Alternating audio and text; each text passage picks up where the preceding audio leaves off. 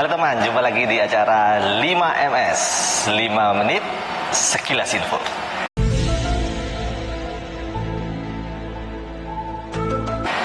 Baik, sekarang nggak seperti biasa di studio di rumah ya. Jadi ya ingin suasana beda lah. Syuting di belakang panel di kantor. Jadi di video kali ini saya akan bahas tentang sistem pendinginan pada trafo ya.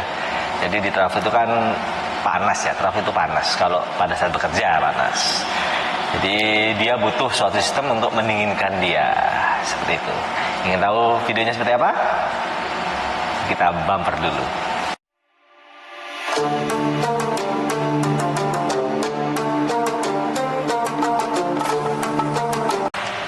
Baik, kita jumpa lagi. Sekarang saya akan menjelaskan tentang sistem pendinginan trafo. Sebelum saya menjelaskan bagaimana sistemnya, kita jelaskan dulu kenapa trafo butuh sistem pendingin. Trafo itu bekerja dengan istilahnya itu mengalirkan tegangan dan arus ya. Nah, si arus ini kalau jumlahnya besar, terutama di sisi sekunder ya kan besar itu, dia akan menghasilkan panas. Belitannya ini akan menghasilkan panas karena ada arus yang besar, arus dan nilai R belitannya itu akan menghasilkan panas ya. Jadi belitan yang panas itu harus didinginkan. Jadi seperti itu. Jadi bagaimana cara mendinginkannya? Maka kita butuh suatu sistem, yaitu sistem pendinginan pada trafo. Medianya apa? Medianya ada dua. Ada yang tipe kering dan tipe basah. Yang akan kita jelaskan lebih banyak di sini yang trafo dengan sistem pendinginan tipe basah, yaitu menggunakan minyak trafo ya, atau kita sebut dengan oil atau macam-macam lah ya istilahnya. Tapi secara awam yang bisa kita mengerti itu adalah minyak trafo. Nah, minyak trafo tersebut akan mendinginkan belitan dengan cara bersirkulasi melalui radiator. Ada yang namanya radiator, yaitu sirip-sirip ya di trafo. Itu untuk proses pendinginan. Bagaimana prosesnya? Mari kita lihat. Jadi sebelum kita masuk ke sana, kita akan jelaskan dulu kalau sistem pendinginan di trafo itu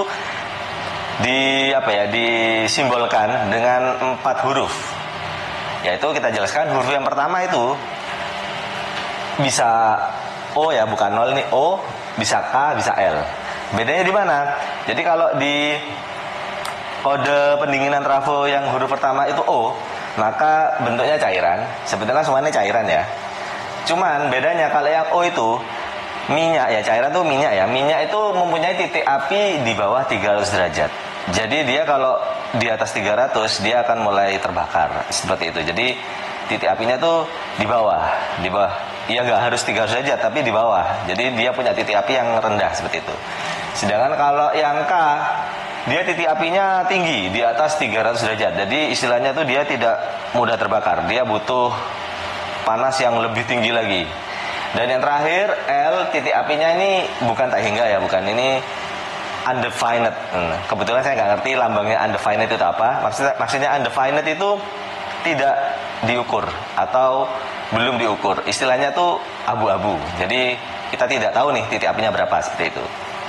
Nah, yang umum di PLN atau di trafo-trafo mungkin di perusahaan ya, itu adalah yang tipe O, yaitu cairan dengan titik api kurang dari 300 derajat Celcius. Seperti itu. Yang huruf kedua ya, jadi huruf pertama kan udah O ya. Huruf kedua itu ada 3, yaitu N, F, sama D. N ini artinya natural. Natural ini maksudnya sirkulasi minyaknya ya. Kan ini kita bahas yang sistem pendinginan basah minyak ya. Sirkulasi minyaknya di radiator dia terjadi secara natural. Jadi tanpa bantuan suatu alat dia akan bersirkulasi secara natural alami sesuai dengan perubahan suhunya. Kemudian yang nomor 2 F ini adalah force. Force ini dipaksa. Dalam arti bukan dipaksa ya, istilahnya dibantu tepatnya. Jadi sebetulnya dia juga mempunyai sistem natural. Tapi ketika natural ini tidak mampu, dia akan dibantu dengan pompa minyak. Ya, akhirnya kita disebut force. Jadi karena dia dibantu dengan pompa minyak ini kayak seakan-akan memaksa, force untuk bersirkulasi. Jadi seperti itu. Yang terakhir D, ini directed. Nah, directed ini merupakan turunannya force ya. Dalam arti itu dia itu force, cuma arah alirannya itu diarahkan. Jadi kan tadi kan pakai pompa minyak nih. Kalau pompa minyak kan dia menyedot dan dia akan menghembuskan kan. Nah, kalau yang force ini hembuskannya ini tidak spesifik harus kemana. Dalam arti dia tinggal gembus saja. Nah, kalau directed ini dia spesifik, dia diarahkan kemana? Biasanya diarahkan ke belitan. Supaya apa? Supaya belitan itu lebih cepat dingin. Yang D, directed. Terus yang ketiga, yang huruf ketiga ya, itu ada dua, A sama W. Yang A itu R. R ini bukan air ya, tulisannya memang air tapi ini bahasa Inggris, jadi air atau udara. Sedangkan W, water. Nah, baru yang W ini air. Jadi media pendinginnya itu ada dua, ada yang menggunakan udara dan ada yang menggunakan air. Kalau menggunakan udara, berarti dia memakai udara sebagai bantuan untuk mendinginkan. Yaitu misalnya masuk ke sirip-sirip, maka ada hembusan udara yang mendinginkan. Seperti itu. Kalau water, berarti nanti minyaknya tuh masuk ke sirip-sirip, yang sirip-sirip itu ada di dalam air. Seperti itu, karena menggunakan media pendinginan air. Dan yang terakhir, ada dua, NF, natural, dan force juga. Jadi seperti ini, huruf satu dan huruf kedua itu berkaitan, huruf 3 sama huruf 4 itu juga berkaitan. Jadi huruf 2 ini menjelaskan sistem sirkulasinya huruf 1, ya si minyak itu. Sedangkan yang keempat ini menjelaskan sistem sirkulasinya si pendingin. Jadi misalnya kita pakai udara, dia natural, berarti dia menggunakan sistem di mana mendinginkan sirip dengan aliran udara yang alami. Sedangkan yang force menggunakan aliran udara yang dihembuskan, yaitu menggunakan fan. Jadi seperti itu bedanya ya. Nah, bagaimana kita menentukan trafo ini, yang ini? Nah, itu ada banyak faktor. Jadi faktor pertama itu dari ukuran trafo. Ukuran trafonya kecil apa besar. Terus kapasitasnya kecil apa besar. Terus lingkungan, environment. Dia lingkungannya ada di daerah yang tropis, panas, gurun, atau daerah yang basah, dingin, dan lain sebagainya. Jadi ada banyak faktor. Itu tergantung dengan, ya itulah, ketiga faktor itu. Jadi biasanya di engineering atau di orang-orang yang akan memasang sistem pendingin ini sudah mempertimbangkan ketiga hal tersebut. Nah, ini contohnya ya, yang tipe kering. Itu digunakan di trafo kecil. Contohnya trafo dengan kapasitas 1,5 mega VA ya, MVA. Jadi contohnya tuh di trafo-trafo distribusi, di tiang listrik yang di pinggir jalan kan kalian bisa lihat tuh. Ada trafo yang di atasnya tiang listrik atau trafo-trafo di mall. Misalnya ada, di mall tuh ada trafo kecil juga. Nah itu trafo dengan sistem pendingin tipe kering. Jadi dia hanya belitan dan kertas. Nah, kalau tipe kering ini karena dia nggak punya minyak, maka 1, 2 ini tidak ada.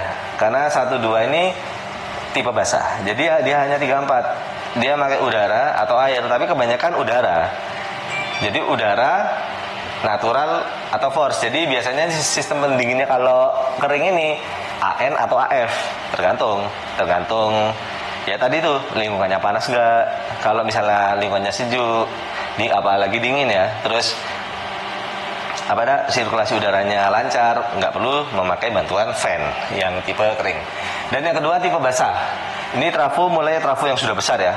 Contohnya tuh trafo di Garduindo yaitu 30 MVA, 60 MVA, 500 MVA, 500 MVA ini kalau di IBT ya, IBT 500 kV itu 500. Jadi itu udah tipe basah karena dia membutuhkan minyak untuk media pendinginan di trafo tersebut.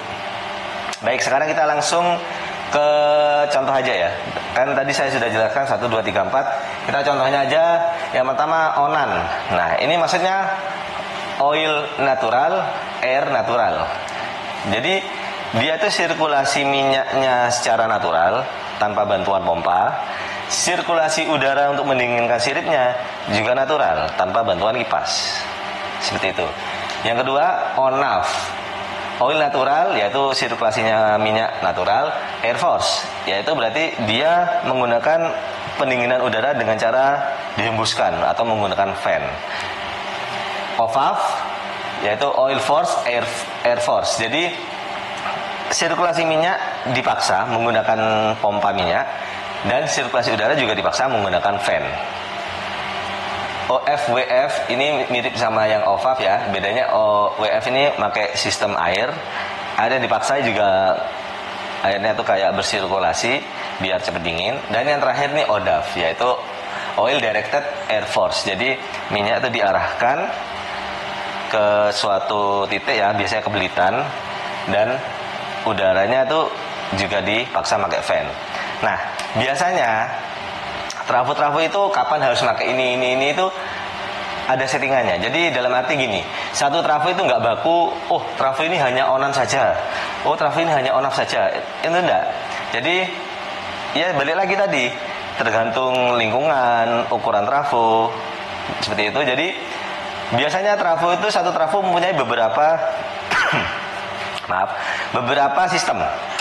Contoh kalau yang di gardu induk yang biasa ya 30 atau 60 MVA, dia punya sistem dua, on dan on off. Jadi ketika suhu dingin ya, terutama pada pagi hari atau mungkin siang ya, pembebanan masih kecil ya, dia pakai sistem onan karena lingkungannya sekitar dingin, terus ya bebannya kecil, jadi trafonya nggak terlalu panas, jadi dia cukup secara natural aja lah, minyak bersirkulasi secara natural dan hembusan udaranya juga secara natural, nggak perlu menggunakan fan. Nah, tapi ketika sudah mulai jam 5 sore nih, maghrib, apalagi masuk beban puncak ya, jam 7 malam itu, nah itu kan beban tinggi tuh, beban tertinggi trafo. Nah, maka suhu trafo akan meningkat. Nah, ketika meningkat dan sistem onan ini sudah tidak bisa lagi mengatasi ya, sudah nggak bisa mengatasi, maka akan dibantu dengan fan. Maka sistem pendinginan trafo itu akan berubah dari onan menjadi on off. Maka fan itu akan bekerja. Misalnya suhu kerja fan itu 50 atau 55, maka akan kerja fan-nya. Nah, maka berubah jadi on off. Seperti itu. Nah, di beberapa kasus ya, kalau misalnya yang pertama, kasus pertama itu misalnya di tempat yang dingin ya, contoh kayak di GI Bedugul di Bali itu dingin sekali, atau di GI Dieng mungkin ya, dingin gitu, dia mungkin tidak perlu force sepanjang hari, dia cukup onan saja karena sepanjang hari dingin, jadi nggak perlu force. Itu kondisi yang pertama. Jadi kalau daerah yang dinginnya dingin banget ya, dalam arti itu seharian dingin, memang 24 jam itu dingin, misalnya daerah yang puncak-puncak tinggi itu, dia nggak perlu force, ya cukup onan aja. Kebalikannya, kalau di daerah yang panas, sirkulasinya jelek, maka dia nggak akan pernah onan, dia akan selalu on off, dia akan selalu force, bahkan mungkin bisa jadi off off, atau mungkin OFWF untuk daerah-daerah yang memang panasnya ekstrim ya. Jadi kalau pakai air ini, yang water ini sudah trafo yang sudah nggak mampu didinginkan dengan udara, jadi butuh air, jadi benar-benar ekstrim panasnya, seperti itu.